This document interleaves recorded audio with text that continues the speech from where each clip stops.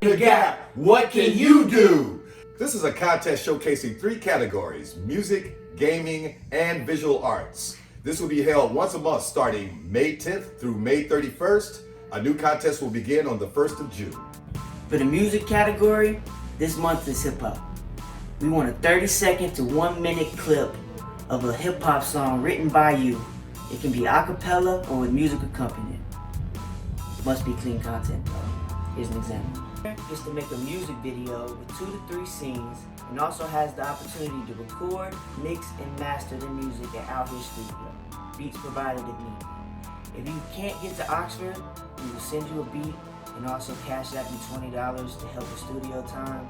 But we would love for you to try to make it down here if you're from out of state.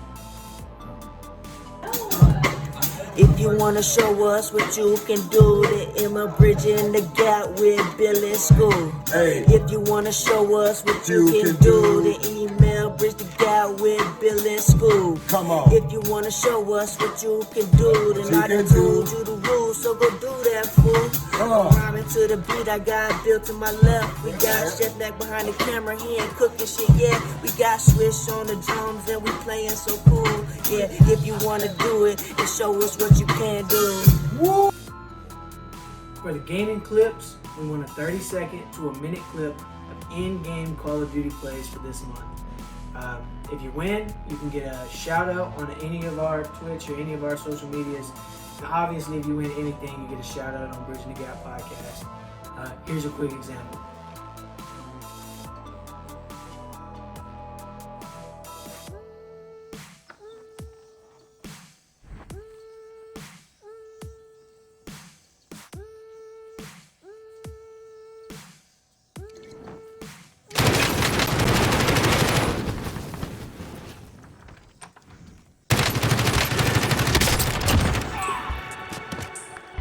And for the visual arts, we want a picture of a drawing using pastel, graphite pencil, colored pencil, and/or charcoal.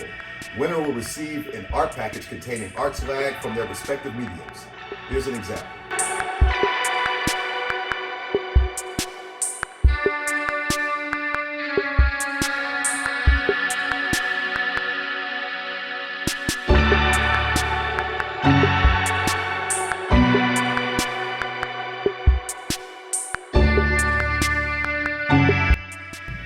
Please send your submissions to Bridging the Gap with Bill and Scoob at gmail.com. Also feel free to post onto any and all social media platforms using the tag Bridging the Gap 77 and using the What Can You Do hashtag for the People's Choice Awards. Good luck. You can't win all 3. So if you submit in all 3, you can't win all 3 at once. There will be 3 separate winners every week. And then for every winner, there's a little surprise coming, not only with the wins, but with something else. I also wanted to say, when you send us an email at Bridging the Gap with Bill and Scoob at Gmail, on the screen right here, please put in the subject line, what can you do, along with the category that you are posting into. So if you're sending for music, you'll type, I'll try to put it on screen. You'll put Bridging the Gap with Bill and Scoob at gmail.com with the subject, what can you do? Say you're doing gaming, you'll put what can you do with gaming right after that. Also, put a little bit about yourself, put your name, like I said, about if it's a drawing, a little bit about the drawing. If it's a gaming clip, a little bit about what's in the gaming clip. And if it's the music for this week, it's hip hop, put a little bit about what you're rapping about. Faith Creations Universal Bastard Ass. I don't, what the hell? Positive of a person, and it's crazy how that works, So when we say that standing on your head helps? Yes. Scooby, have you ever heard of Anchor? It's the easiest way to make a podcast. No, I haven't. Is it free? Yeah, and there's creation tools that allow you to edit on your phone or computer. But Will it allow you to distribute to all your favorite platforms like Apple Podcasts, Spotify, and Google Podcasts? Yeah, it does it for you, and you can make money with minimum listenership. So you're telling me it's everything you need to make a podcast all in one app? Yes, it is. So if you haven't already, go to the Anchor app or anchor.fm to get started. What he said.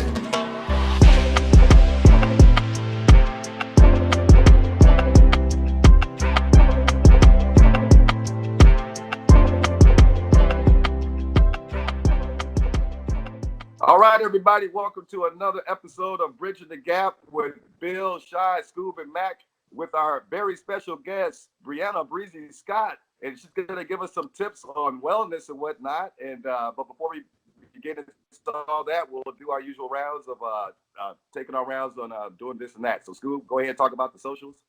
Yeah, so like if you haven't already, go make sure you get tapped into all of our social medias, especially the Bridge the Gap 77. We just released a contest, so make sure y'all go check that out on the social medias.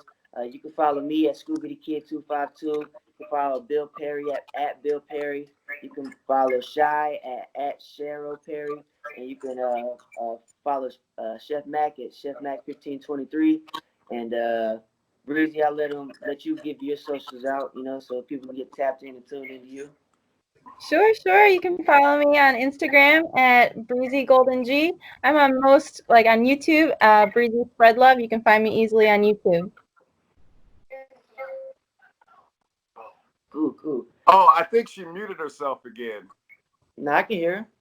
Oh, okay. No, okay, there it is. Well, all right, Mac, do you want to start off with the wellness thing or what? Before we start off with that, I want to just kind of throw out some random news. Some interesting stuff happened this week. Y'all are musicians. Wadski, he broke the freestyle world record. Copy me because we're dropping bombs and killing them, cause this is the phenomenon, cause we got an uncommon bond and you know that we're dropping on. All of this is free and all of this is flowing, killing this, I'm gonna take it slow until we're done, and now I'm done, and now this fucking record is right here. No, I'm not checkered, this is it, we are respecting, we are done. Woo! At 33 hours and 34 minutes. Yeah. It's crazy. And then something kind of random and funny is Elon Musk named his baby. I'll put it on the screen because I have no idea how to pronounce it, but it's like XAEA-12, which is a very weird name. Smart for his own good.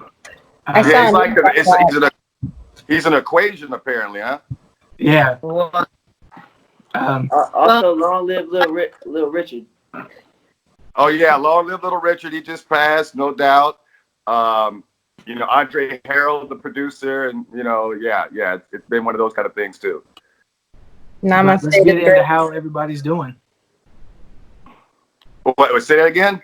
Let's get into how everybody's doing this week. Oh yeah, who wants to start it off? I said we start with our guest first. Oh, okay. Well, I would say John is the newcomer here and our guest, and why don't you start? Perfect. That sounds really nice. All right. So this week has been kind of, it's just been a struggle for everyone, considering that we've never been really put in a situation like this before. So with the new advent of social distancing and quarantining ourselves and self-isolation, I started a routine of using affirmations and exercising. So that's been really helpful to me, keeping my spirits up. I had like a crying fit, so which is totally fine. Everybody cries, right? So it's okay to have space for yourself to cry and kind of mourn the loss of many things that we're losing right now. So my week has been pretty good. Cool. I think that's the normal reaction. Mm-hmm. Everything that's going on, quite devastating. I think it would be another kind of way. It would seem real or right. Mm-hmm. But I'm doing fine as well. I'm glad the last couple of days able to work on write another song. So, yay. I got my entire together now. So it's gonna be, I believe, 12 songs I'm thinking about. Hey, I think the number 13 is lucky. My mom was born on the 13th day, so so maybe 13 songs. But yeah, it's been a good weekend, especially the last couple of days. And happy Mother's Day to all the mothers. I know it'll be a few days forward, but yeah. Yeah, no doubt. Happy Mother's Day to all the mothers. This is Mother's Day today. For me personally, I've been doing actually surprisingly well, like considering certain like this craziness that have happened. You know, like you guys know, but I mean, Breezy's just meeting us here, but with my friend, passing away in the car wreck and everything like that, and just dealing with personal what have yous.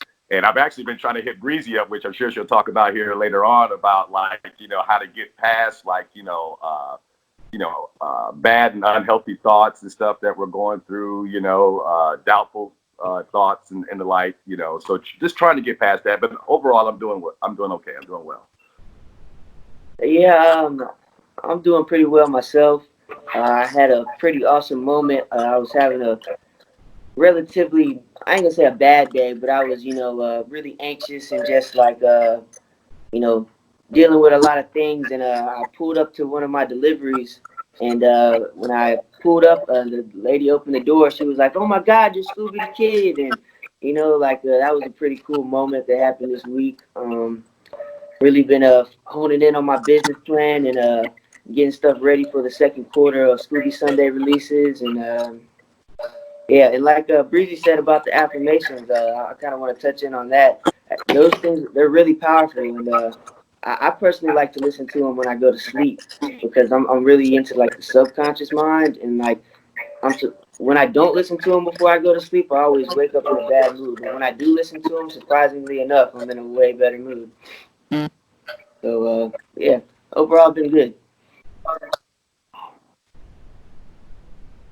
Mac? Saying for me, I graduated this week from my community college with an associate's degree in secondary education. So I'm excited about that, and I'm ready to get into the summertime. Yeah, good for you. All right, man. Got educated. Gravy, man. Hey, who else was that in our social circle? Ferris also got like a computer science bachelor's or something. Yeah, Ferris Swisher just graduated. He's got a tape out right now called "Switch the Magic Dragon." If y'all want to go check that out, talented producer and also a college graduate. So that's one of the only rappers I know that's college graduate. Personally, That's good. Well, Breezy, I guess let's get right into this wellness thing, man, and start talking about how we can get our mind and spirit and body all gelling with each other. And, yeah. Yeah, indeed. And I kind I'll of do wanted my to, best. yeah. And I kind of wanted to get into like, asking you how, what are some, I don't know, techniques or ways that one can kind of like start maybe the beginnings of, meditation practices or, mental well-being and things of this nature. How would one even begin to start something like that? Sure. Well, the first place to begin is to recognize that you want to start to meditate. And you really have to want to create that space for yourself because at first it's going to be a little bit difficult to sit down and just observe your breath, which is one of the easiest ways for beginner meditators to tune into the present moment is with the breath because we don't have to tell our bodies to breathe, right? We automatically are breathing all the time. Right. So it's nice to have a rock, right? Your breath is like that stable rock. It's not going to go anywhere. When we get lost in our thoughts, though, we can drift down whirlpools of negative thoughts. We can drift down many different streams of thought, and we can get lost in our thoughts. So sometimes when you're sitting in meditation and you want to clear your mind, you've heard that often, clear your mind.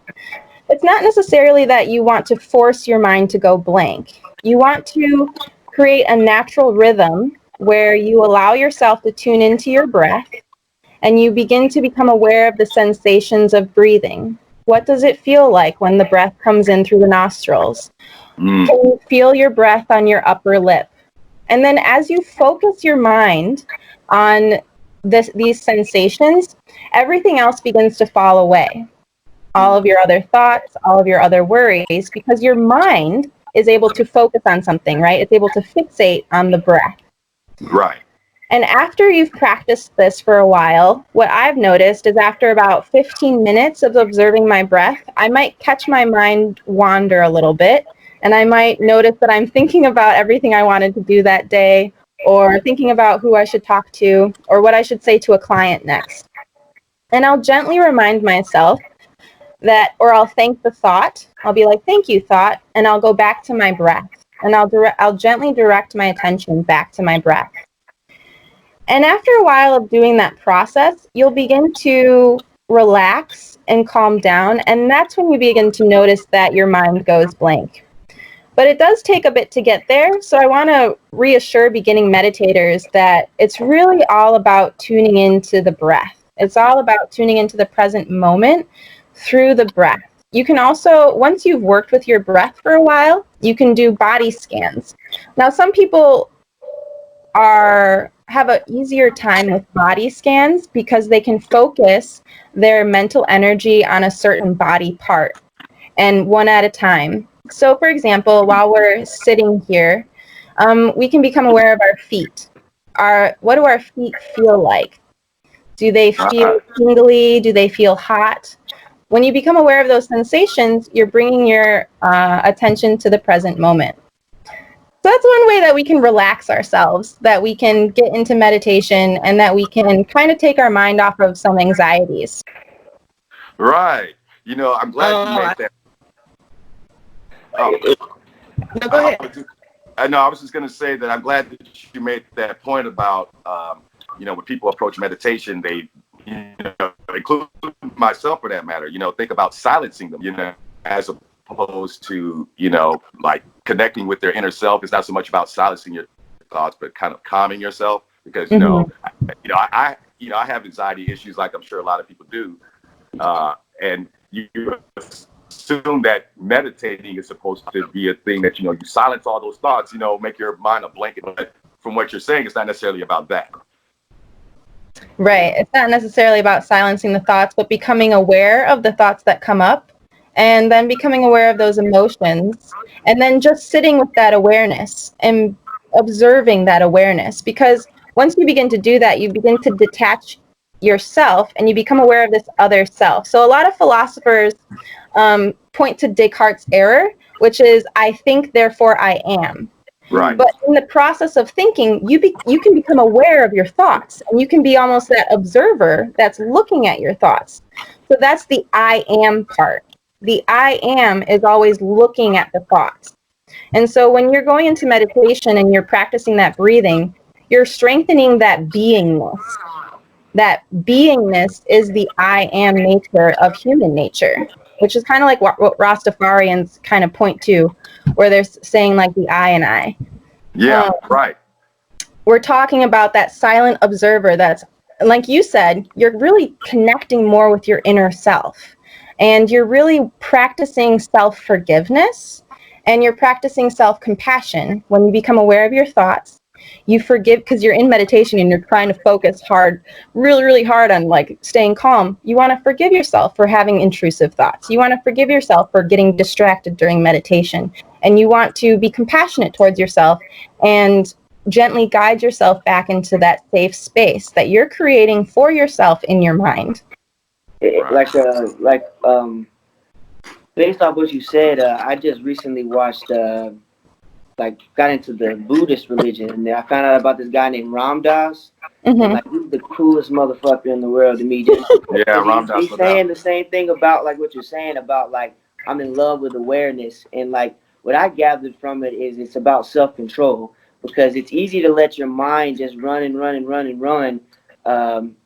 about like negative things, and I'm a firm believer in the law of attraction, and that's what you're gonna attract to yourself, like not necessarily like material possessions, but feelings.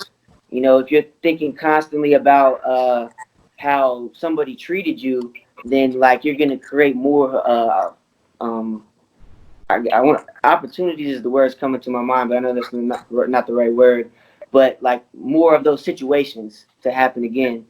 And I think like whenever I like try to meditate, most of the time it has to do with affirmations, and it's more about controlling my thoughts. And you said something interesting about forgiveness, and I think that a lot of people have a lack of forgiveness for themselves. So because we live in a society where you're like judged off of every action, and like you have to understand that you're always doing your best. You're a human and you're gonna make mistakes. You're creating these new pathways in your brain, and you might have made an agreement in your mind that things are a certain type of way, but you gotta. I've slowly started to break down those agreements and just base them off like certain truths, like be impeccable with your word. Don't take anything personally. Don't make assumptions, and always do your best. And like like I break every like interaction or thought down to those simple things, it helps me. It's easy for me to rationalize everything. Yes, yes, and you did touch on a very important thing, like the willpower aspect. That idea that it is about self control in the sense that when you do go through a negative thought spiral, at some point, you are the person who has to pull yourself out of there.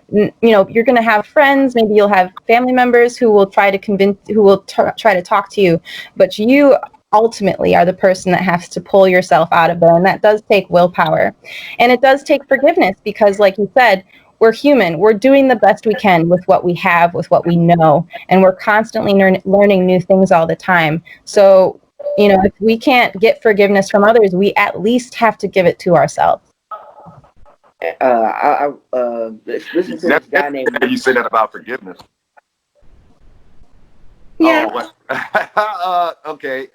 No, I was just gonna say that thing about forgiveness. The more I keep hearing you say that, the more I keep thinking that is a big component in like getting past a lot of the thoughts that I personally deal with, is not forgiving myself for a lot of the thoughts that I have. Like when I start feeling doubtful or feeling apprehensive, I don't forgive myself, as it were, for those feelings, and therefore I keep spiraling into that feeling of disparity or whatever you want to say, because I don't forgive myself for feeling that way, as it were. I've never actually heard it phrased like that. That's interesting. I listened to this guy named Modson, and he's the one that had hit me to the law of attraction, The Secret, the book, and he was talking about how he's promoting this lifestyle of being so happy and happy and happy all the time, but in reality he was sad. He was crying in his closet by himself, and I think that in the journey of like finding yourself, you have to realize that you're going to go through every emotion, and you choose. Bill talks about this thing called transference of energy. So whatever happens, you have to make sure you transfer that energy into something positive or negative. Like if you break your leg, for example, you could sit and mope about you breaking your leg, or you could read a book, do things that are positive with your mind. It's interesting to hear somebody talk about it from that's actually been educated on these things, because I by no means am educated besides like the little books that I've read, and it's cool to have an affirmation from somebody else that this is scientifically proven. Oh yeah, definitely. No, these are great tools to use. I liked, that law of attraction piece that you talked about is really important, because when we have a thought about ourselves, your thoughts connect to your body posture, right? When you don't feel so good about yourself, your shoulders droop, you make yourself smaller. When you feel great about yourself, your chest expands, right? So when we become aware of our thoughts about ourselves, and then we have power over that. And when you practice those affirmations, you change, like you said, that subconscious part of yourself. And when you change that subconscious part of yourself, your body posture changes. Your body reflects that. So your thoughts can change your body, and your body can change your thoughts as well. We know this because depression has neurological effects on the brain. But we know that if we work out, that has neurological effects on the brain in a positive way. So when you have negative thoughts about yourself, you hold that energy, and other people pick up on that because of your body posture. So if you want to change your life, all you have to do is start to change the way you think about yourself by using affirmations such as, I am intelligent and skilled. I am strong enough. I am taking steps towards my goal. uh, in that same book, they talk about how like we're all living like with our eyes in front of our head, and the way that you treat people is 9 times out of 10 only a reflection of yourself. And I've noticed that like for example like my mom, she started going to church and started thinking better about herself, and now she's a way more positive of a person. And it's it's crazy how like that works. Mm-hmm. Uh, I don't know. In that book I read, they used the example is like if someone comes up and shoots you in the head, it probably wasn't your fault. It was they were probably having a bad day, because if they weren't, if they were happy, they wouldn't do that. They. Oh yeah. Hey, well, Shy, why don't you get up in this, man? We all been talking. Like, let's get your word in on this.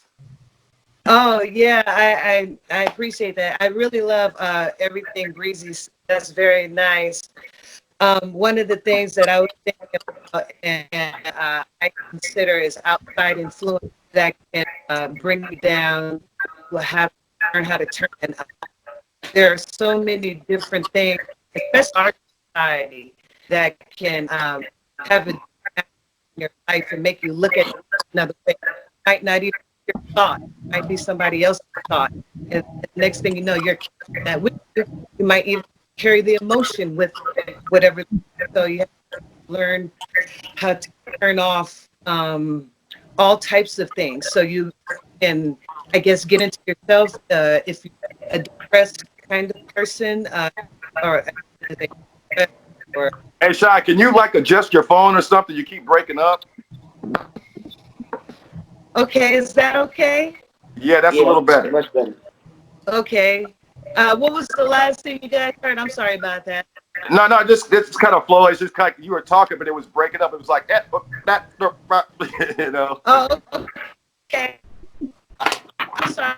But I liked that idea that you were talking about like that somebody else's thoughts carry those emotions. Right. Yeah. And the outside influences of what can cause, different problems in your own life and how you feel. Mm-hmm. And you have to know how to turn off different things in your life, whatever that is the outside influence. There are certain things, I guess, that you can do. I know one of the things you're going to talk about, Breezy, is yoga. And that's never really tried meditating. I know that they're related, but of course, at the end of yoga, you're pretty much going into your own meditation. Mm-hmm. And when we talk about some different things later, I will get into my yoga thing that I did earlier. But, that's one of the ways that, you can absolutely relax, or however you have to relax, that you can, whatever is happening. And like how you said, go blank, because there can be blissfulness in blank, thinking all the time. And especially if they're not quite good thoughts, if you're able to have positive thoughts, okay, keep those positive thoughts, stay focused.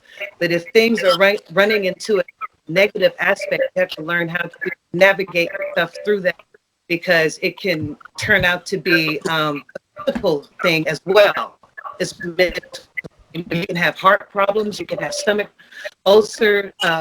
problems with ulcers, or just different issues that can come with stress and anxiety. Oh yeah, health issues can result from anxiety. I like what you said, navigate the self through tough times, because it's true that we're the only people that can really pull ourselves out of that. You guys, I don't know if down here in our area, Breezy, we actually have like I think it's like a Buddhist monastery or something in Batesville, which is an area close to our area here. And some of my friends that have went there have told me about other type of meditative practices, like people usually look at it, with the traditional lotus position, but like, when you go to this monastery, they do like, walking meditation. They do things like, maybe they'll even like wash dishes and they get into this meditative state about it. And, just various forms of meditation. It's not necessarily just sitting there and homing out in lotus position. There are other states of meditation, as it were. Correct. Oh, if I can say something, one of the things that you said that is very important to me because I'm a singer is breathing and knowing how to breathe correctly, breathing deeply. And that's one of the things I've noticed that people really have a problem with. People are really quick to hold their breath. Say if you're exercising, you might notice yourself holding your breath, or even, just feeling tense or stressed. You have to relax, and next thing you know, you're. So what are some different things that you can suggest to help a person with their breathing issues? Say if they're not breathing deeply enough, or like how I said, maybe holding their breath too much, or not breathing in general. Oh, I would definitely recommend looking into like pranayama, which is a branch of yoga, and prana just means like breath of life. It's like nasal breathing where you like hold down one nostril and breathe in, and then you hold the other nostril and exhale through the other nostril. I've done that. Yeah, they tell you to use your pinky and your thumb to do that special kind of breathing. That helps you become aware of it. I have met someone though who, even when she brought her attention to her breath, she started to have a panic attack. So I do want to like caution people who might feel like they might have a panic attack, to kind of find a breathing exercise that doesn't trigger that for you. Because I really love different things. Definitely. Yeah. Oh yeah, I love that. I'll look into that definitely. Mm-hmm. Well, and it is a different kind of meditation. So, something that I noticed when I first was getting into like just changing my mind state into getting positive, like I couldn't think negatively at all, or like it would spiral me down. And something that I've like recently like been learning, and music helps with that, is like, taking the time to think why you had those thoughts, because they come from somewhere, and like putting the dots together, because like and that's something that like I wouldn't recommend if you're just trying to get into like a positive thinking, but I do think that's something that like can help you sustain it if you like deal with the negative emotions and not just like run from them, because I felt that I was doing that to a degree, by just like I all the time going somewhere positive instead of like dealing with why I had those emotions, because they keep coming back up if you don't deal with them. From personal experience anyway. Oh yeah, exactly. We're not all love and light here. We're not saying that you need to be positive all the time, because that's just unrealistic. We want you to be an alchemist of your own life. We want you to have that power to transmute those negative situations. I'll share something personal from my life. When I got broken up with, I had to look at myself and say, well, what did I contribute to the relationship that caused it to end? I had to look at all those thoughts, and it turned out I was lying to myself. I thought I was a healthy person, but I didn't exercise at all. But I had to look at those thoughts. Instead of blaming the other person for ending the relationship, I had to look at my part in it. And the same thing goes for how we walk through life. Things happen to us, but it's how we respond to those things that really matters. People are gonna forget what you said. They're going to forget what you did, but they're not going to forget how you made them feel. So we have to make sure that we pay attention to how we feel about ourselves. Breezy, what you just said about the relationship thing, you pretty much hit me right on the nail. Like, oh my God. Like, 'cause I'm also dealing with that exact same thing, wondering did I contribute to it, so on and so forth. But, it was also an extra component of wallowing in some form of despair, too, because, we did get past it, as it were. I'm not involved in that relationship anymore. But I still had, I felt that, I thought anyway that I owed it to myself to review it, to see if I did something wrong or right or what have you. But, it was just spinning my wheels, as it were, because it's like, that wasn't propelling me forward. It's like that was, it was just more or less getting into the analytics of my relationship. What happened here? What happened there? But it wasn't solving shit. Right? You can do that. You can get into the analytics of what happened, but you have to turn the question into what did I learn? Yeah. Yes. Amen. And what did I learn? What did I learn? That I was lying to myself. Hey, word. Hey, for real. I was lying to my damn self, for real. Mm-hmm.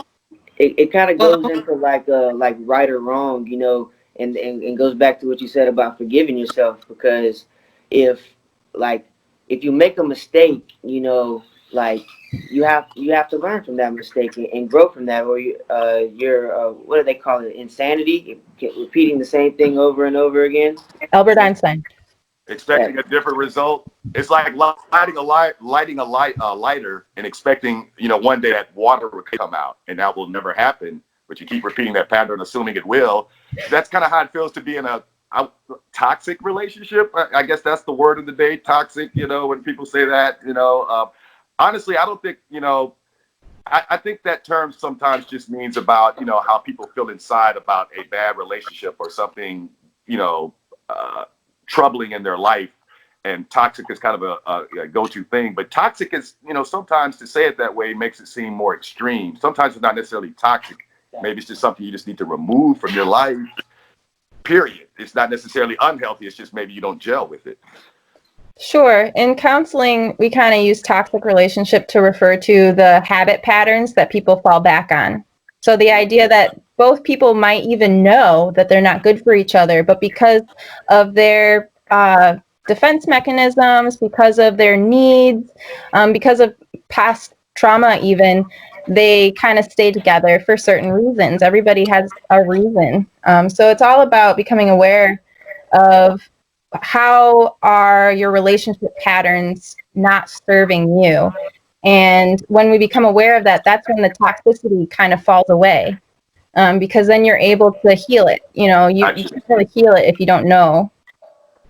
You know what I have a problem with? Well, used to have a problem with, and I think a lot of people are starting to admit this more to themselves. Like, because of the social media, people always feel beholden to always, exclaim about that and make a point and this and that and the other. And it gets everyone anxious to kind of get involved with making a point. Do you think that the internet makes us more anxious as a society, and that's why, meditation is being considered more?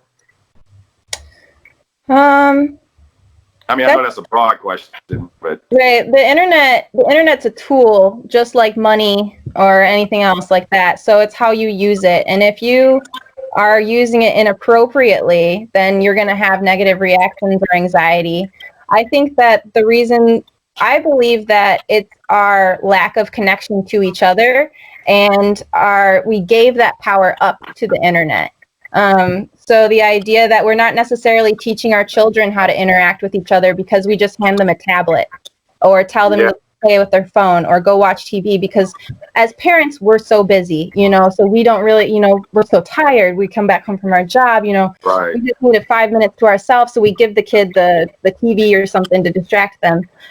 So we're conditioning ourselves in a sense to not really feel connected to each other unless a screen is involved. So I would like to, with your question, I would say that we should move more towards meditation to calm our anxieties down.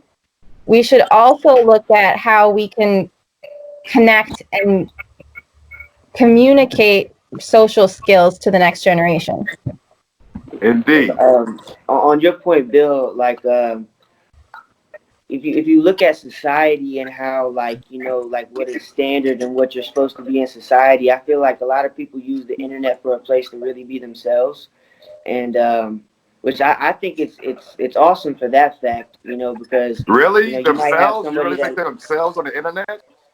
Yeah, I think that people are more themselves on the internet than they are in real life, because if There's studies look at like a troll on the internet, like he's never gonna come say something to you in real life, but he's gonna talk shit on the internet, probably because he feels shitty about himself. But see, the thing is, to me, I think that's actually phony. That's more phony, because you can't say it in someone's face, but you go get on the internet going social justice warrior. To me, you're being a fraud. That ain't more real to me. That's fake as hell to me personally.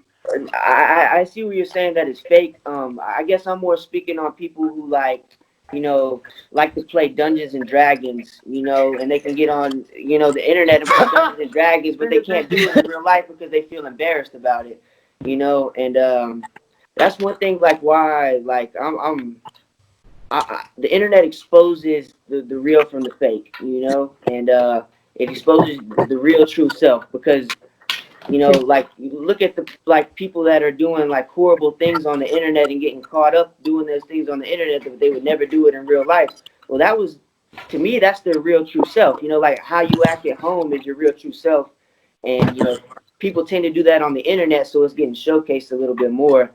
I believe as we start to, like, navigate through it, like, we can communicate well through that, but to Breezy's point, I do think that we have lost the ability to communicate in real lives, in person, and we should, tap into that, as well. But that's the thing. The question is the how. I mean, yeah, we can blatantly say that, but it's like, but how? How do you, if it's careening towards a trajectory where the internet's becoming more prominent and it's making us less sociable, but we know that it's careening towards, we're going to use it more. It's, it's the new advent of how we communicate. Then the question becomes, well, how do we balance that with, trying to find a peace of mind and meditating, finding some place, a peace of mind to, to remove ourselves from all that. How does one begin?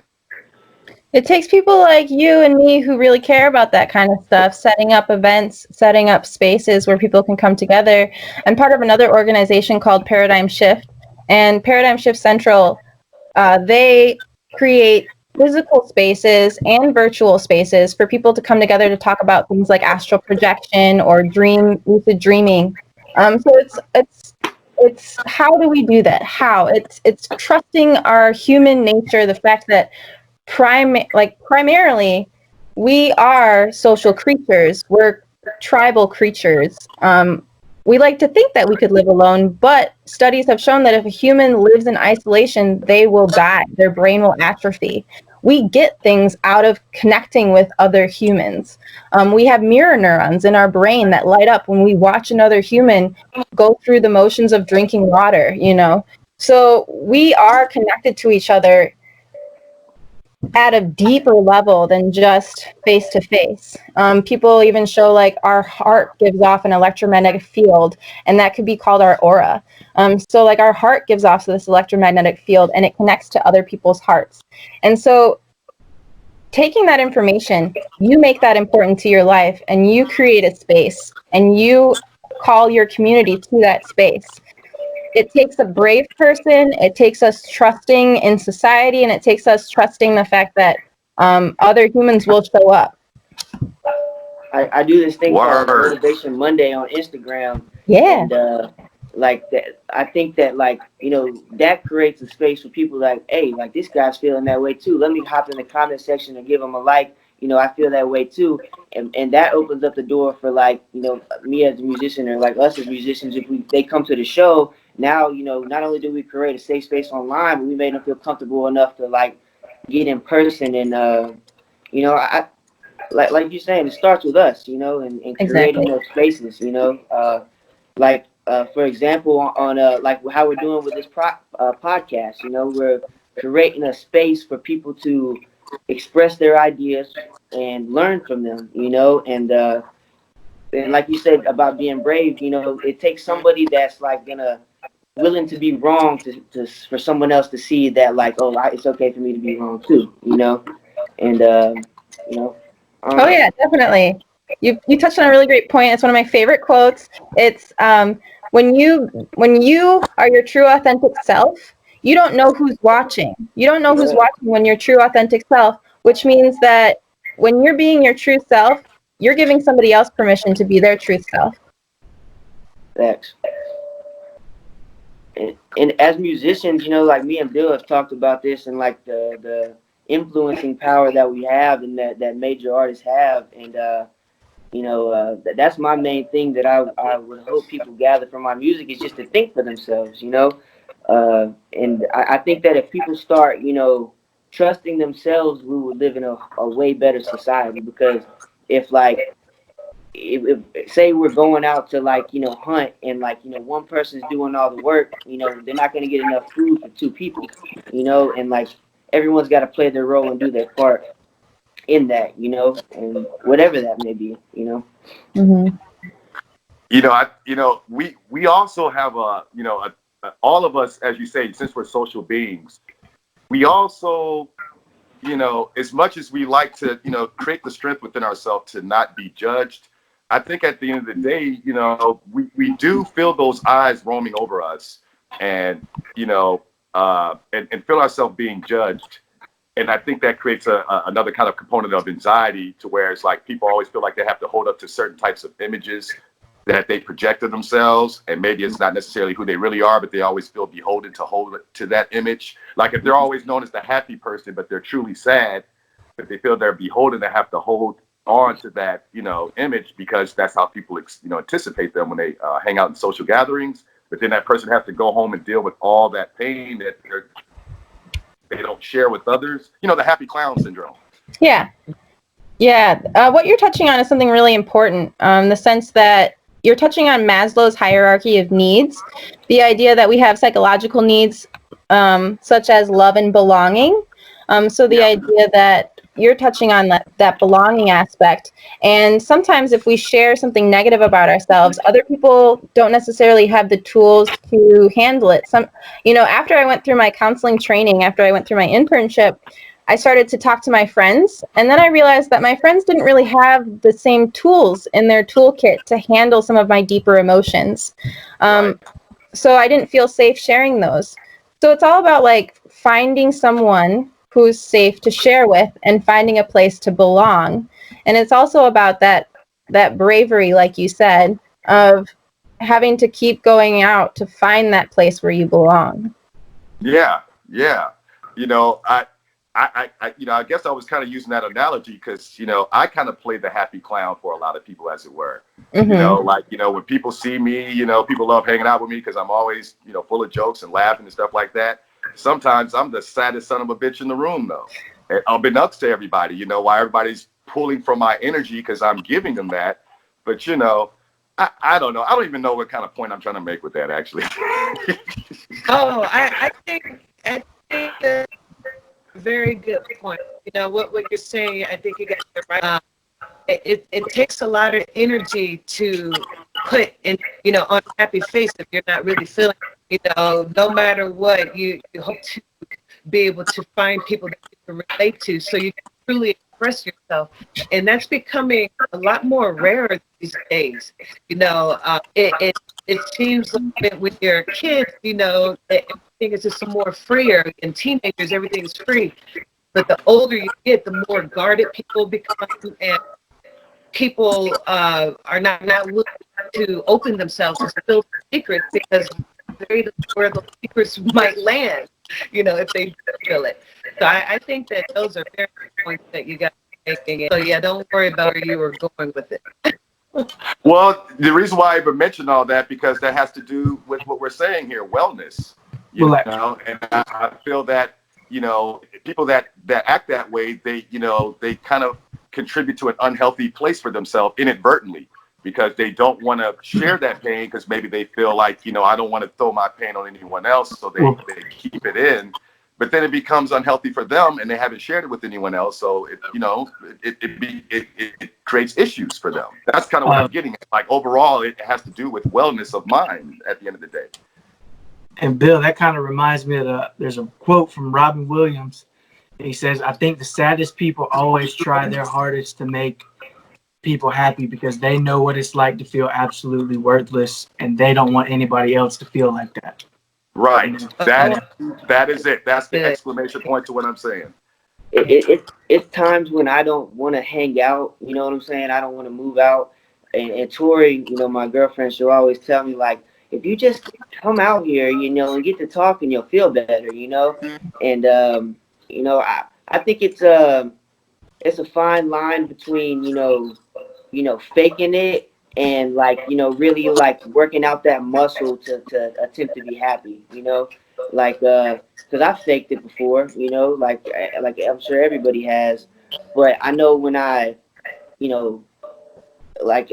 was saying earlier about it, you're the only one that can pull yourself out, and you have to do that for yourself. You know, you can't expect like, you know, someone to validate your feelings because they're your feelings. So like you just have to accept them and move with them. You know, like we can't. I understand why we are so afraid of our feelings because you know society has taught us that you know we're judged for those types of things. Like you know, one thing that like my dad would always say is like it's okay for a man to cry. You know, but like people were taught that you're not supposed to cry. You know what I'm saying? Back, you know, or like even today, people are taught that. You know, and I think that like you know, you being the example is the best way to to teach anybody these types of things in wellness. You know, like you, if you're not well, then you can't help somebody else be well. You know, and like acknowledging that fact and you know moving through it. You know. Speaking of which, I want to mention real quick. You know, we haven't even mentioned this yet, but Breezy Scott here does have a business. It's known as Golden Guyan. Check her out online. It's on Facebook, I believe, maybe Instagram as well. Just initially look up her business. You know, she is a professional wellness counselor and can guide you along, you know, a lot of the things that we're talking about here. So, you know, make sure to look that up. Golden Guyan. I'm saying that right, yes? Yep, Golden Guyan. Golden Guyan is spelled G-A-I-A-N. As in Gaia, right? I would imagine. Correct. Yeah, Guyan is it's kind of like human, you know, because we're of Gaia. Right, of Gaia. Yeah. Look at you trying to be all clever over there. Hey, have you ever heard of a guy called the Certified Health Nut on Instagram? No, that sounds fun. Yeah, he's like you. When I watched that thing that you had when you were playing Bill's album, and like you start.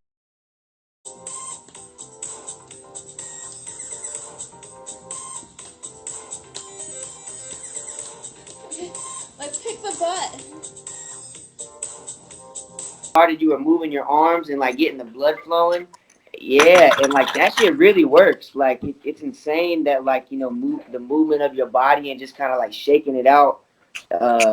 I thought the dude was crazy when I first watched him, but I tried it and it was like, wow, man, this is pretty amazing. And he also does it's a bunch of different breathing exercises and he's real into it and stuff. Like I suggest you go check him out, especially by the way that you're talking. So he's a real cool guy. So since you touched on that point, just real quick, because we talked about different forms of meditation, one way to connect to our bodies is that idea that we store emotions in our bodies, right? When we get stressed out, our shoulders get tight, right? Right. Well, research has also shown that we store sexual energy in our hips. So if you're feeling like sexually closed off, maybe your hips need to be stretched out. I know this from personal experience in the sense that when I was in a yoga pose, I was doing pigeon, and pigeon is a hip opener. And I'm a survivor of sexual assault. And so I was in that hip opener pose, and all of a sudden I just started crying. It wasn't because of any pain in my physical body, but there was that stretch released all of those hormones. It released all of that pent up anger from that muscle. And it caused me to have a hormonal rush in my body. So your body stores emotions. And when we move our bodies, that's movement. And think about the word emotion. You know, it's energy in motion. Right. So moving our bodies is really, really important to mental health. In fact, Legally Blonde has one of my favorite quotes, which is exercise makes you happy. Exercise gives you endorphins. Endorphins make you happy. Happy people just don't shoot their husbands. One of my favorites. That's what's up. You know, actually, man, talking about past relationships and stuff, my ex-girlfriend, at any rate, used to stand on her head. And she said that actually made her feel looser because of all the blood that was rushing down. And then when she would stand back up, it made her feel better. That was a trip to me. Oh, yeah. So like normally gravity is pulling all your blood towards your feet. When you reverse that blood flow, you're not only like getting all the old blood platelets that weren't able to cycle through your bloodstream, but like there's other fluids in your body, like your lymph node, your lymph fluid, and other fluids too that need that extra jarring. They need that extra stirring up, so to speak. So would we say that standing on your head helps? Yes. Actually, it's recommended that you do like a 5-minute headstand to like work your way up. I actually, you can't see it. I have a wall behind me that in the morning I'll go and I'll do a handstand and I'll use the wall to support me because I can't do a handstand by myself. But I'll use the wall to help like drain that blood flow and to just get that new lymph fluid into my legs. Indeed. So like, all right. So as you're speaking about this wellness stuff, like, what is like your tactic to educate the people? You know, I know you have your business. You know, like I know like with us, we do it through like content and things of that nature. So like, what's kind of your like, you know, marketing plan, I guess, for lack of better words, for like, you know, getting this knowledge to people? Sure. Currently, it's live by example. So I have a YouTube channel, and my YouTube channel, Breezy Spread Love, it started out as those self-help videos, and I put too much pressure on myself, and it came off as like really inauthentic because I was trying to like be all straight-laced and straight edge and like report to you guys the facts. Now it's more of a vlog because vlogging is one way. It's more relaxed. I can just hop on the camera. I can talk to humans like humans and feel more connected to the audience. So I hope that through like living my truth and sharing my journey, that helps teach other people. Additionally, I want to answer your question. I also have, I'm doing live streams on my Facebook. I do a dance live stream because I really do believe in the power of movement. And then I also do an angel card reading live stream. Angel cards are different from tarot cards. Angel cards use the Archangel Arcana. And how I use like card readings is more like a Rorschach test, which is also known as an ink blot test. So that idea that there's a piece of paper with an ink smudge on it, and you kind of describe to your counselor what that ink smudge kind of looks like, and then you go from there. So I like to bring up a card, for example, like healthy living. That's a card. That card will pop up, and I'll ask a client, what does that bring up for you? And a lot of people go, oh, I should probably like stop drinking alcohol so much, or I need to cut out sweets. Like I've always known that I needed to do that. And it's like, well, let's talk about that. Let's talk about why you're not able to, and let's work on that because it sounds like that's important to you. So that's how I use my angel cards. And now with tarot cards, is that more about like, you know, predicting what's going to happen or what's currently happening in their life? I like tarot cards, but they are different. And I would definitely say that tarot readers will give you different answers.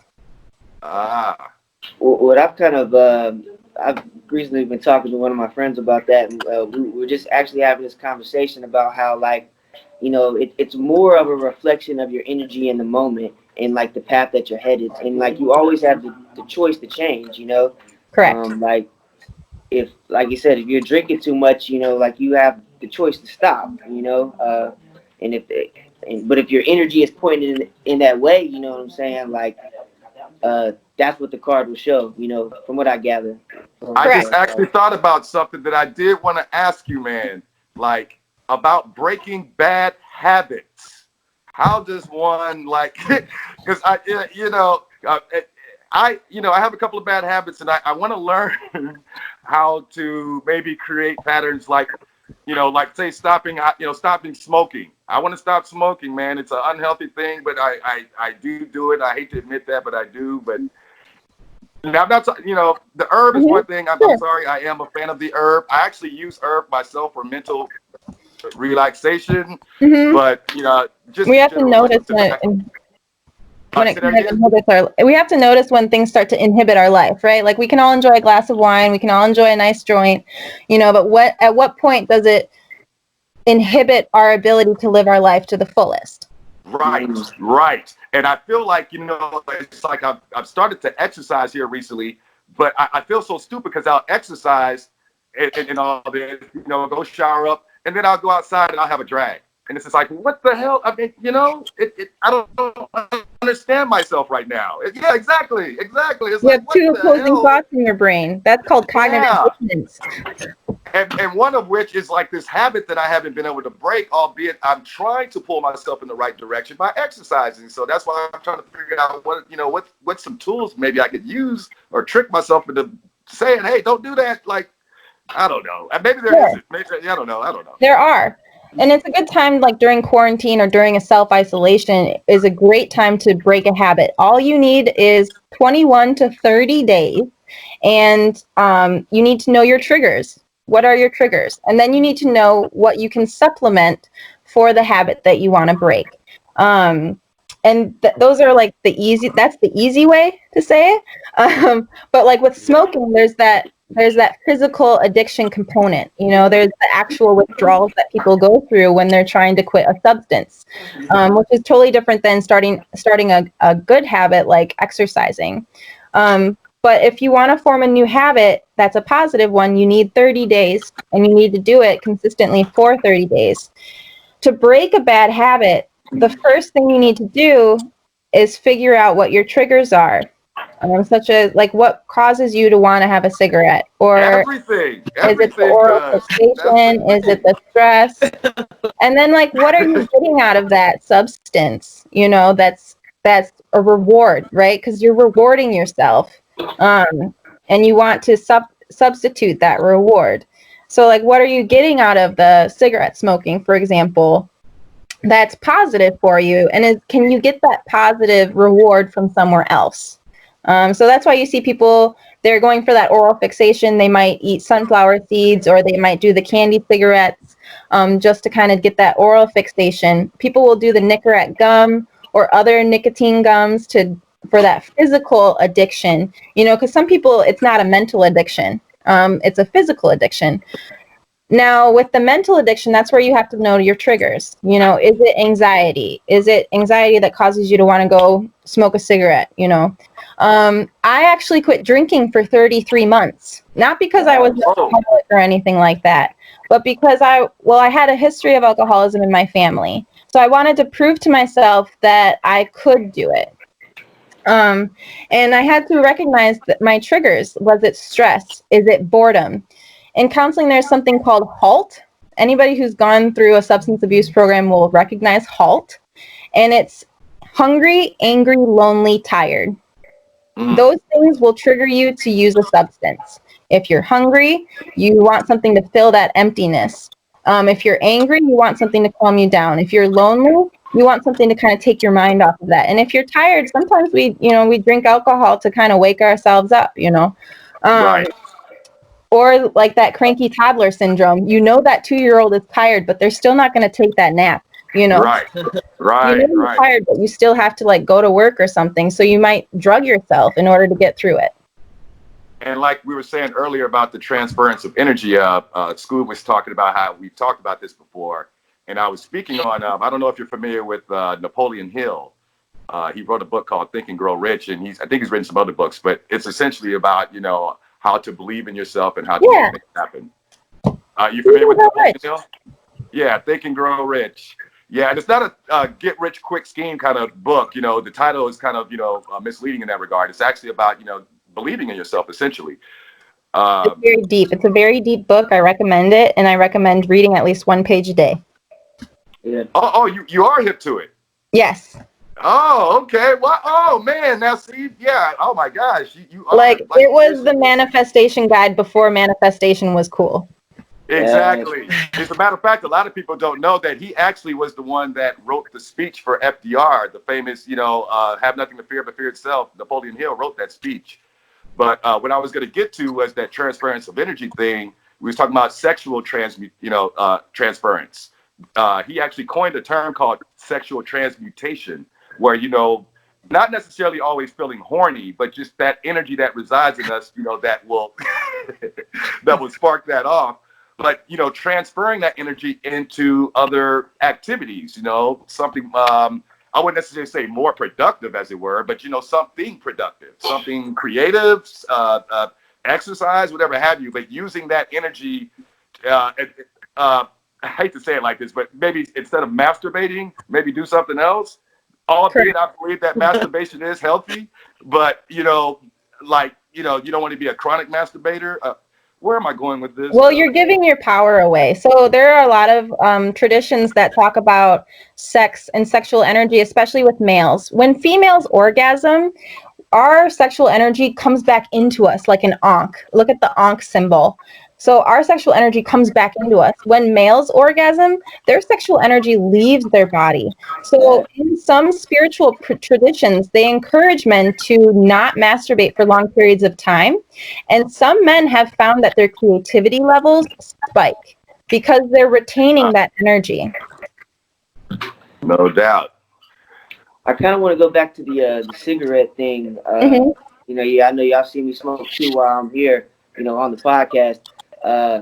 Like maybe this is an excuse and I haven't really decided yet, you know, but I do know that like my brain moves like 1,000 miles an hour, and having something else to be doing while I'm having a conversation allows me to focus a little bit more. And like sometimes I'll use toothpicks in my mouth and it'll kind of give me the same, like the oral fixation. I guess that's what it is. But I'm big into like the chemicals that you put into your body. So like I watched this the Red Table Talk where like Will Smith had all his family in there and they had the doctor come in and they were just kind of explaining how like, you know, food is a medicine, and like if you eat the right things, you're gonna feel better right then, you know. I kind of lost where I was going with that, but just like the chemicals that you put in your body, you have to put in your body responsibly and know what you're doing it for. Like every step needs to be with a purpose, right? If you like, I catch myself lighting cigarettes up back to back to back to back. That's obviously not healthy. But like, you know, one cigarette, like you said, or one glass of wine is, you know, could be a positive thing for your brain because it causes that chemical reaction, you know. Well, that's kind of why I wanted to mention that, because like, you know, we talked about this stuff on other podcasts about, you know, well, to some degree about, you know, take care of yourself and this, that, and the other. But if we're, you know, striking up cigarettes and smoking beer, drinking beer while we're saying that, it just looks a little, you know, and it's like, you know, to let the people know that, hey, we're trying to strengthen ourselves over here too. You know, no one is proclaiming to be perfect. But I just think the optics of it sometimes, like, I don't want to be like encouraging people to stop smoking while I got a cigarette in my hand, like kind of thing, you know. And I'm not pointing fingers at you, Scoob, in particular. Like I'm saying like this generally, you know. A lot of the things that we're talking about, getting back to what Breezy said, being the example. It's one thing to say all this stuff, but if you have someone that you can look upon that is an example, you know, maybe perhaps it can be incentive for you. Like Breezy, you've been, you know, an example for me. You know, you've been an inspiration for me, and I've seen the things that you've been doing. And it's just like, you know, she's got it figured out to some degree, man. I'm going to follow her and see what's up. And yeah. And Thank you. Yeah. And I want to talk about that chemical bond. I really appreciate you saying that. And I want to talk about the chemical bonds and like the food that you put in you, and like people have healed themselves from diseases that doctors thought they couldn't be healed from just by changing their diet. So it's really powerful to think about how our body is a chemical reaction. Neil deGrasse Tyson has one of the best quotes I have ever heard in my entire life. That's my dude. I want to get it right. Just the idea that we're connected to the universe atomically, we're connected to the earth chemically, and we're connected to each other biologically. Yeah, I'm hip to that quote. Yes, indeed. So everything is a chemical reaction. The guy Ram Dass I was talking about earlier, I believe the documentary I watched was called Becoming Yourself, and it was really good. I highly suggest it to anybody that's, you know, trying to just learn a little bit more about themselves. And he had said that you as a human are able to tap into the entire human existence, like, you know, the entire universal existence, you know. And it goes back to what you said about forgiving yourself and like knowing that like if you think a thought or you go through something, like, damn, I lost my whole train of thought, but you just got to go watch the Becoming Yourself documentary. That's I don't even want to misquote what he said, but it's really good, Ram Dass. And we're all connected, you know, and that's a real truth of the matter, is that we're all connected and we can feel each other's we can feel things and go through things. Like if we see a movie on TV and we start crying, you know, that's because we didn't personally go through that, but we felt that emotion through somebody. Or if you hear a good song and you start crying, that emotion was transferred into you, you know, and kind of being self-aware of what you're taking into your body, not only like, you know, smoking or drinking or eating, but like, you know, like mentally, like the movies that you're watching, the music that you're listening to, I think is really important as well. The And things you can make up you. Yes. And you know, like energy overall, like we've all experienced this, right? You know, you go to someone's house, and if there's some kind of like, you know, if there was something that was tumultuous going on there, just, you know, like, you know, just some intense energy, you know, when you walk into that home, you can feel it. You know, we've all experienced that. It's just like, you know, when they say like, you know, man, and the air was so thick in there, you know, I could cut it with a butter knife or something like that, they'll say, because we literally can feel that energy in there, you know, and some would argue that ultimately, like say when our physical being passed from this planet, that energy that we, you know, like everyone is always talking about a singular soul, but I think that we actually go back into a connected, like one energy source kind of thing, that we won't be individual souls. I think that ultimately when we pass, that's when we really truly find out that we have been connected this whole time. You know, I think that the energy that resides in all of us is connected, and perhaps, you know, we ultimately get to that connection when we pass this physical realm. I know that's getting into some metaphysical stuff, but yeah. But I want to take that thought and I want to connect it to your sad clown thought. The idea that like you might feel like you have to put this face on and be happy for everyone, and then you go back and you're alone with your own depression and with your own sadness, and that you can't share that sadness with anyone. But just like you were saying, when you watch a movie and you feel those emotions and you feel for somebody else, I just want to let everybody who's feeling depressed out there know that there are 7 billion people on this planet. There are over 7 billion people on this planet, and the chances of you finding somebody who's going to feel for you are very high. Yeah. So don't think that you're alone in your pain. And if for a second you do, you have to remind yourself there are 7 billion people on this planet. I'm being an idiot. There's somebody out there that's going to care.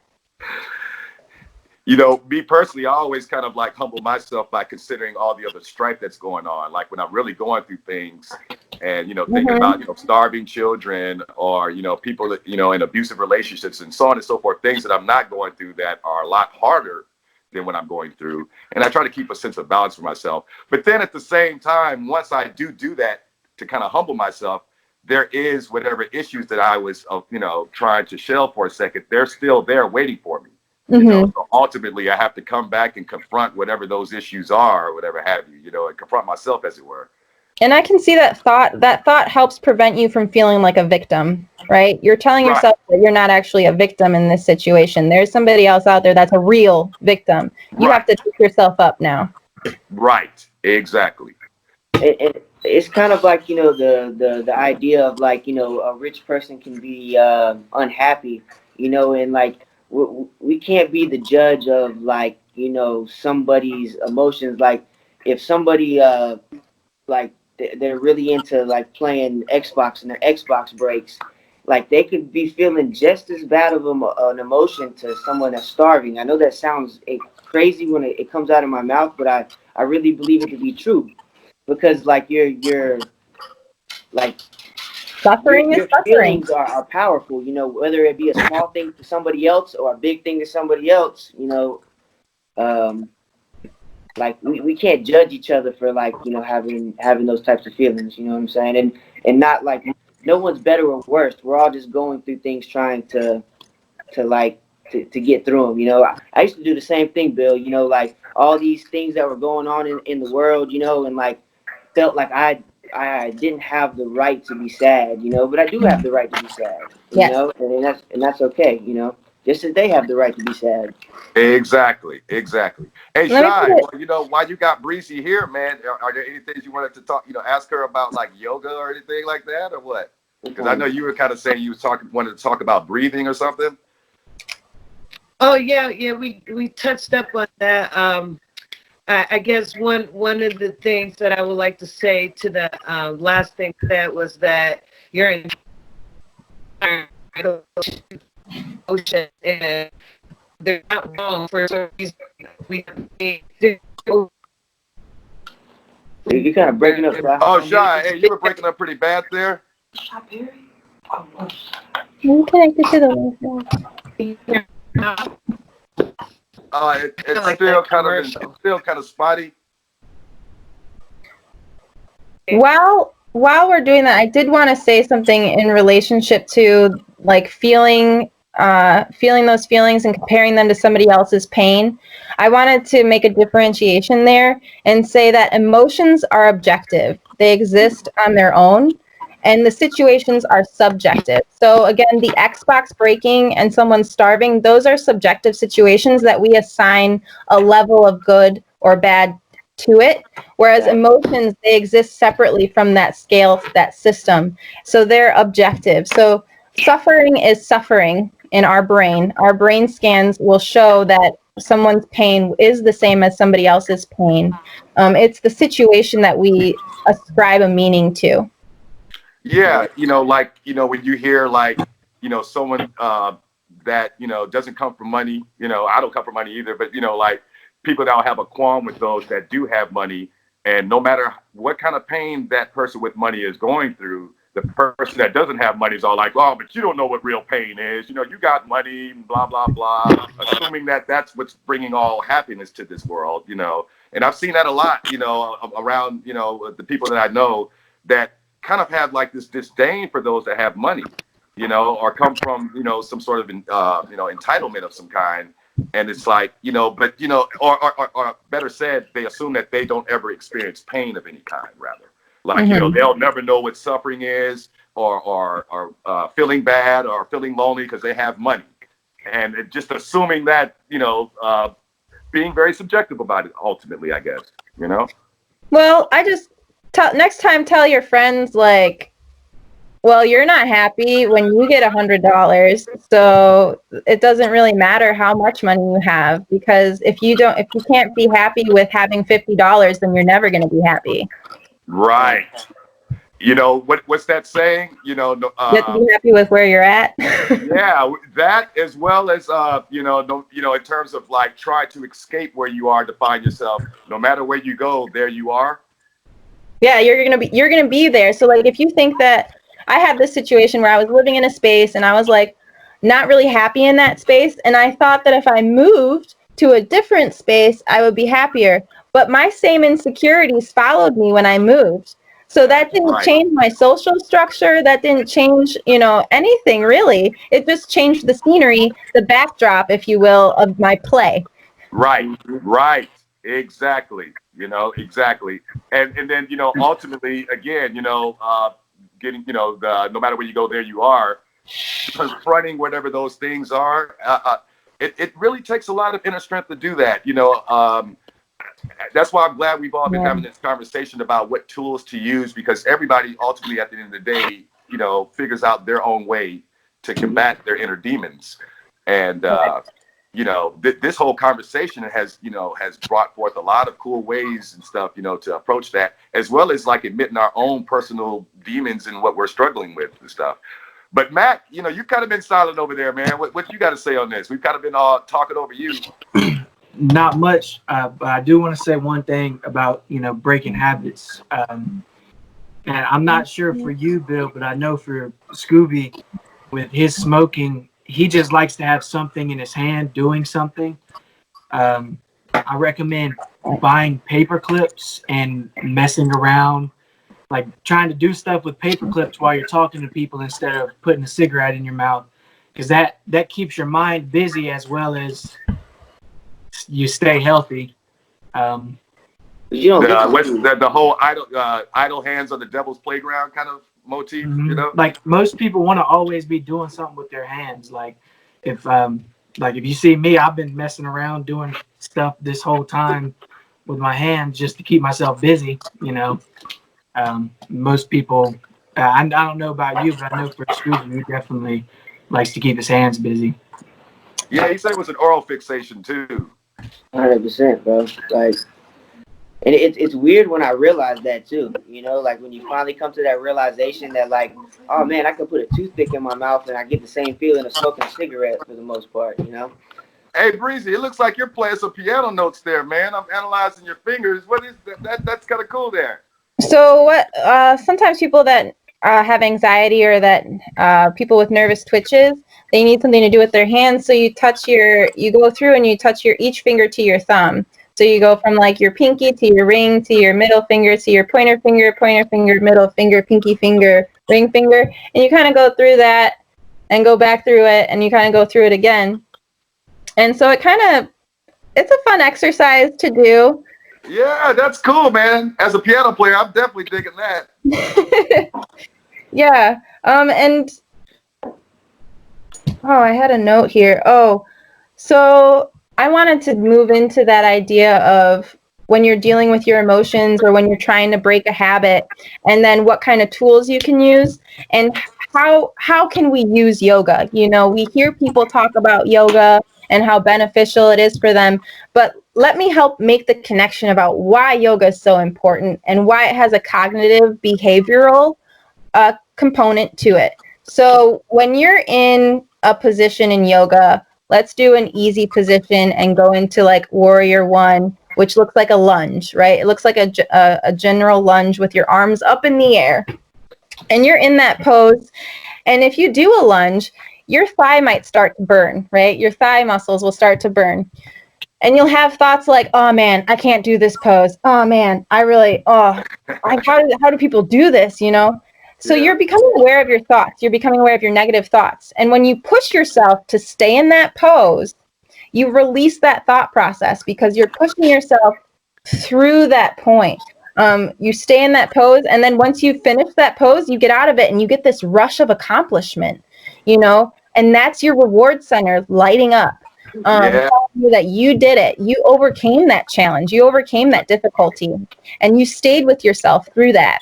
So doing the yoga practice, you're constantly mentally coaching yourself to continue the pose, to work through the pose, to get over the uncomfortableness, because you shouldn't be doing yoga to the point where it's painful. It should just be slightly uncomfortable. So you push through that uncomfortability, and those skills transfer into your life. When you get put into an uncomfortable situation, your brain starts to calm itself down. You start to self-soothe using the techniques you used while you were in your yoga pose. You start to self-coach yourself through the tough situation by saying, I can do this. I can get through this. I am strong enough. My dad used to always, he's in the Marine Corps, got a whole military family. And one of his favorite quotes was, pain is the weakness leaving the body. And I used to think he was crazy for saying that, but you're exactly right. That those little things of like, you know, running and pushing through that pain is transferred into my life when things got difficult, you know, working through it. It's pretty wild.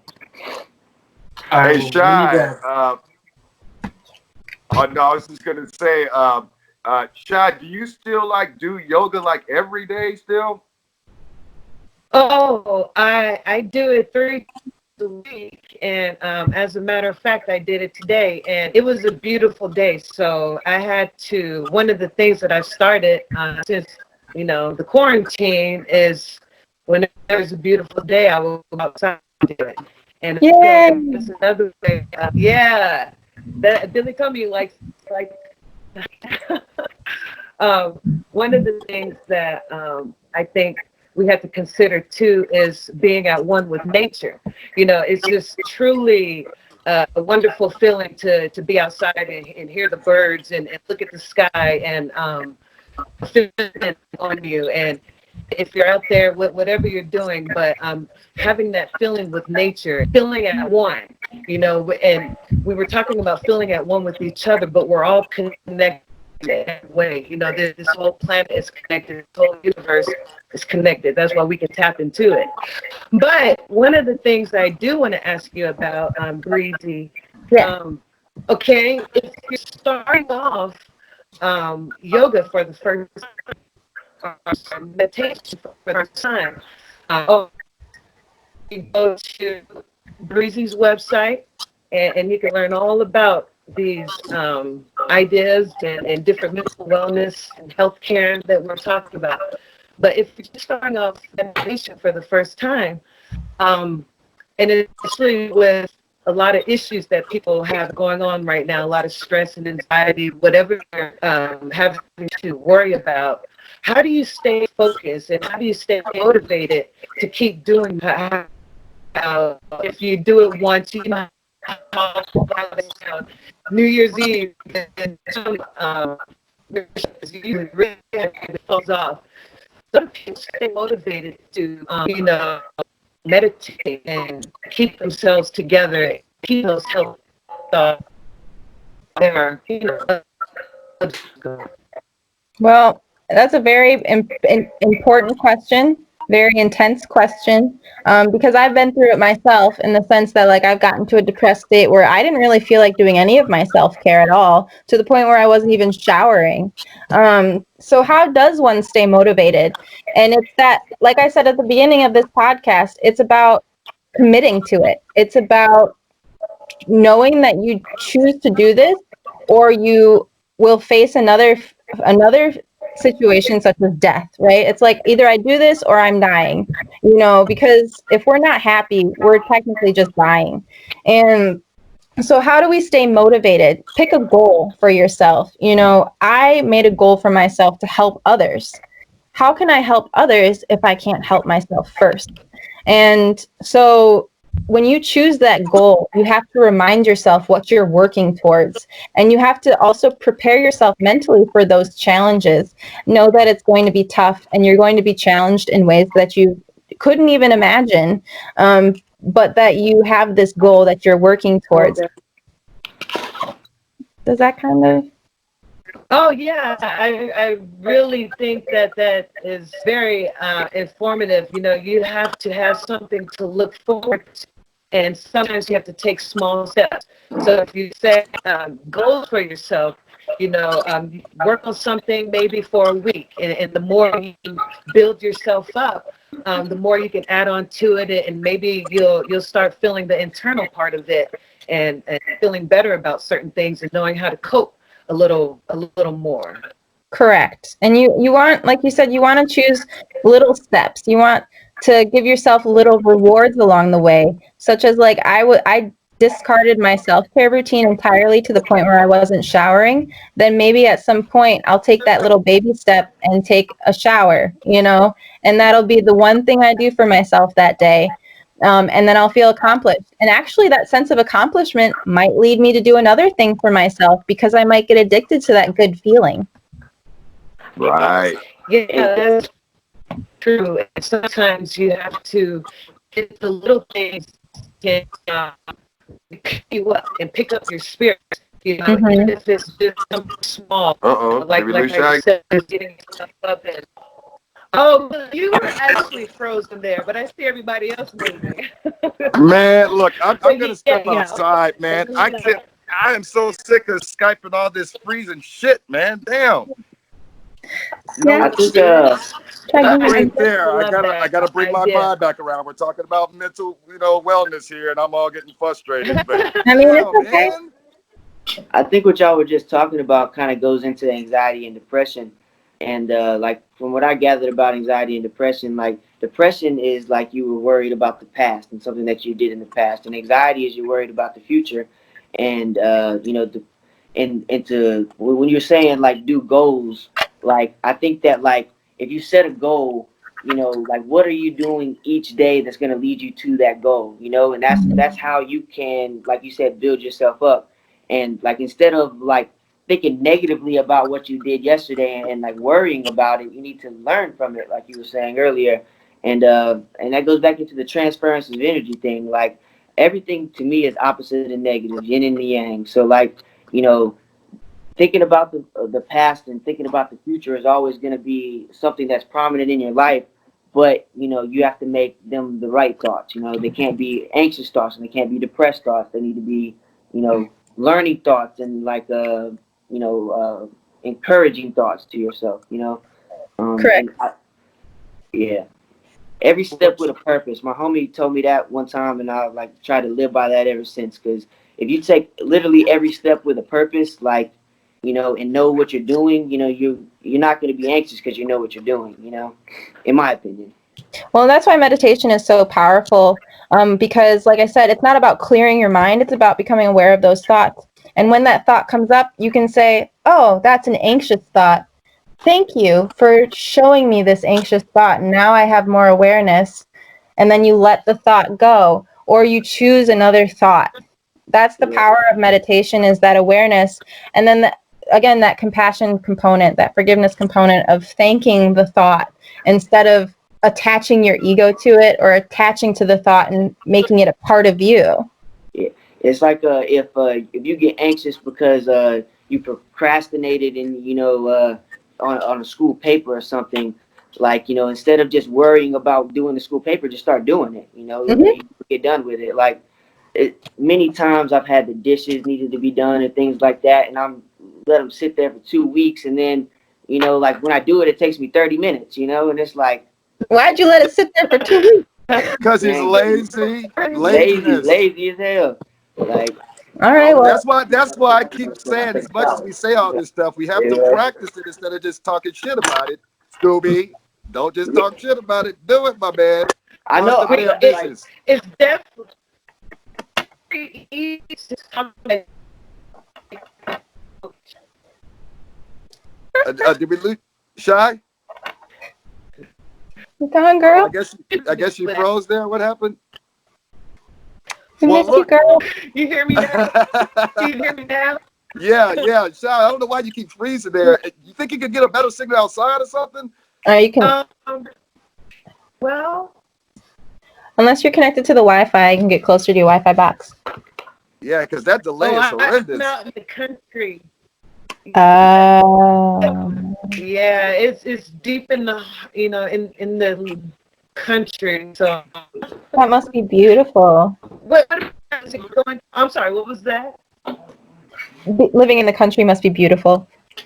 It is beautiful, and a lot of times people that live in the country complain that they, oh, there's nothing to do here. We need to go to the city, but at a time like this, not only can I always appreciate, the things that I have and the little things as well as the big things in life, but knowing that I can just walk outside and look at the trees, listen to birds, and we have a lot of wildlife around here. So you have squirrels everywhere, and when I was doing it down dog, earlier today, I saw a woodpecker.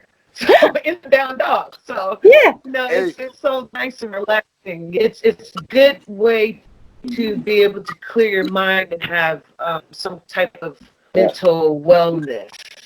Hey, well, look, you guys, I kind of wanted to, bring it around to our rapid fire thing. We've been kind of going at it for a while and everything, so we can kind of, get this thing wrapped up. Yeah, thanks. I'm about to have to go to work. I just realized the time. I got 15 minutes to get there. Yeah, so let's get into this rapid fire. So, Breezy. It's nice to meet you. Well, check this out. What we're going to do right here actually is Mac is going to ask us a few, rapid fire questions.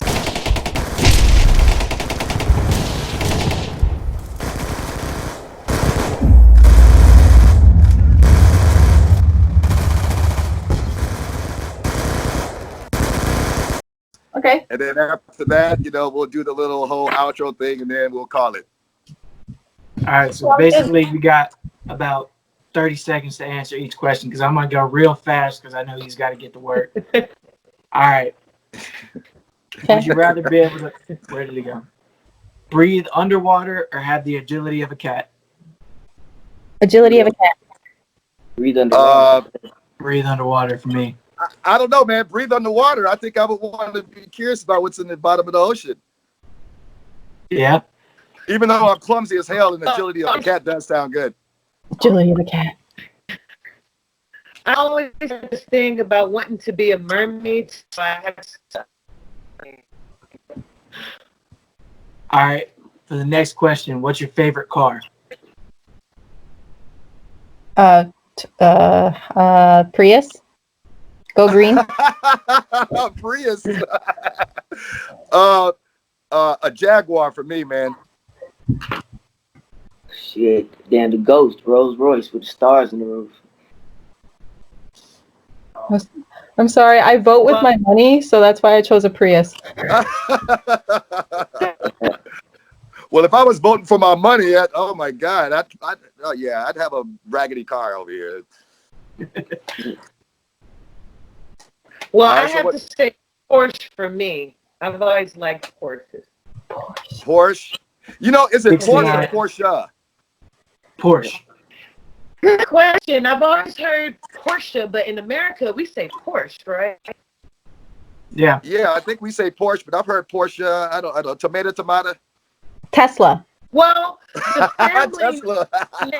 name. Word. I think the family name is Porsche. All right, for the last question, what does the acronym SCUBA stand for? If you don't know it, make something up. Scuba. Yeah. What was the question?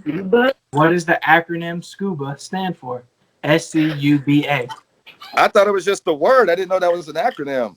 No, the actual thing is self-contained underwater breathing apparatus. That's the actual. Oh, that's what it makes means. sense. But now, what was the question? What is like? Just make something up for scuba. Oh man, damn. Shit, you be hating. Oh wait, that's an H. Yeah, like what the shit? That's gonna take us all forever to answer that one, Mac. What you talking? This is the last question. This is the last one. That's why I did it at the last one. Safe Creations Universal Bastard Ass. I don't. What the hell? That shit. There we go. So is that it? Is that the rapid fire? That's it. That's it. All right. Well, look, let's go ahead and conclude this beautiful wellness episode with our special guest, Brianna Breezy Scott. Thank you. It has been my pleasure personally to finally meet you in real time, and I hope we can continue to communicate and get to know each other. And everybody else, man, I've had fun talking to the gang here. And, yeah, it was a beautiful episode, man. Scoob, you want to add some more to that? Yeah, don't forget to go check us out on all social media platforms at Bridge the Gap 77. Like I said, we're doing that contest. You know, if you want to get more information about that, go check out our little promo video for it. What can you do? That's the real question. And if you want to get in tune with us on social media personally, I'm at Scooby the Kid 252, at Bill Perry, at Cheryl Perry, at Chef Mac 1523, and Breezy. I forgot your socials already, so I'll let you. That's okay. It's at Breezy Golden G. You can also go on my website, goldenguyan.com. And I hope all you have humans stay healthy, stay light, and don't give up the fight. Beautiful. Indeed. Indeed. Well, look, you guys have a good one. I'm going to go ahead and get myself off this phone. All right. One love, y'all. Be safe. All right. One love. Thank Peace. you. Bye-bye. Bye. Thank you. Later. Bye-bye. So then we just leave it? Was just me?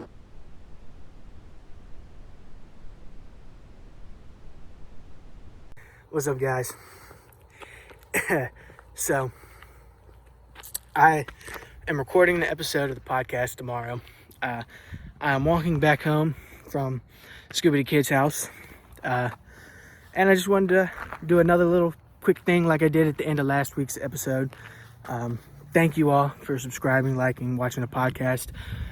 If you haven't checked out the video, we are doing a giveaway contest. 3 contests: music, gaming, visual arts. Winning will be everything. Go check out the video. The link will be in the description, very top of the description. If you made it this far into the video, I would like you to comment saddle, just to see who makes it this far. If you did, thank you. Go and tweet me at ChefMac1523. It's on the screen right here. Or at BridgeTheGap77 on Twitter, because I run those 2 accounts and I don't want the other 3 to know that what the questions are going to be. And most of the time, there are a couple that I ask. But please don't tweet them. Tweet me at ChefMac1523 on the screen, at BridgeTheGap77. It's on the screen. For the random rapid fire questions that we do at the end of the podcast, I know you can't necessarily see me right now, but I just want to, again, throw that thank you out. And people are looking at me funny because I'm doing this. Thank you. Tweet us and enjoy the new editing, and go check out the contest video. You know, if you're good at drawing, got any gameplay clips, or you got music stuff. For this month it's hip hop, and for this gaming clip it is Call of Duty. Go submit. Like I said, go check out that video in the description. And I'll put another thing at the beginning of this episode, which if you are here, you've seen. Peace out. Enjoy the outro. I'm back again. I also wanted to give a quick shout out to Brianna Breezy Scott for being in this episode of the podcast. You can find all of her social medias and stuff in the description. And go check out her wellness videos. She did a video a couple days ago of her dancing to Bill Perry's album Cybersex, which you can find on Bandcamp. Peace out.